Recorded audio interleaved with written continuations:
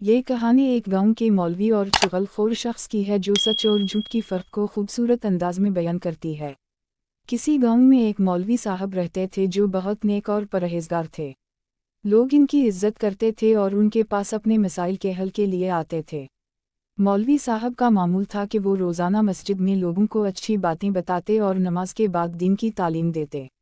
उसी गांव में एक शख्स था जो चुगलखोर मशहूर था। वो लोगों के दरमियान गलत बातें फैलाने और एक दूसरे के खिलाफ नफरत पैदा करने में लगा रहता था। एक दिन इस चुगलखोर ने मौलवी साहब के बारे में झूठी बातें फैलाना शुरू कर दी और गांव वालों को उनके खिलाफ भड़काने की कोशिश की।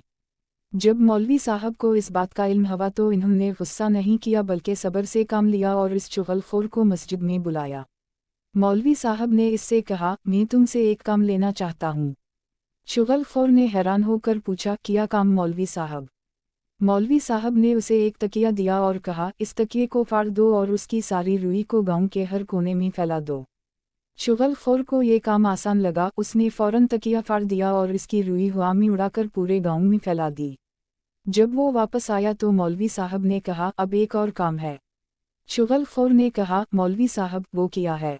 मौलवी साहब ने कहा, अब जाकर उन तमाम रुई के टुकड़ों को वापस इकट्ठा करके लाओ। ये सुनकर चुगलखोर हैरान रह गया और कहा, ये तो नामुमकिन है। वो रुई तो हवा में फैल चुकी है, मैं उसे वापस कैसे ला सकता हूँ? मौलवी साहब ने मुस्कुराते हुए कहा, बिल्कुल उसी तरह जैसे तुमने मेरी झूठी बातें गांव में फैलाई हैं, अब इन्हें वापस लेना मुमकिन नहीं। एक दफ़ा झूठ फैल जाए तो उसे रोकना मुश्किल होता है। यह सुनकर चुगलखोर को अपनी गलती का एहसास हुआ और वो मौलवी साहब से माफ़ी मांगने लगा। मौलवी साहब ने इसे मुआफ़ कर दिया और उसने वादा किया कि आइंदा किसी के बारे में झूठी बातें नहीं फैलाएगा।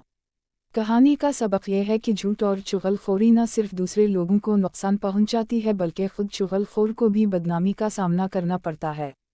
हमें चाहिए कि सच्चाई को अपनाएं और दूसरों के खिलाफ झूठ फैलाने से बचें।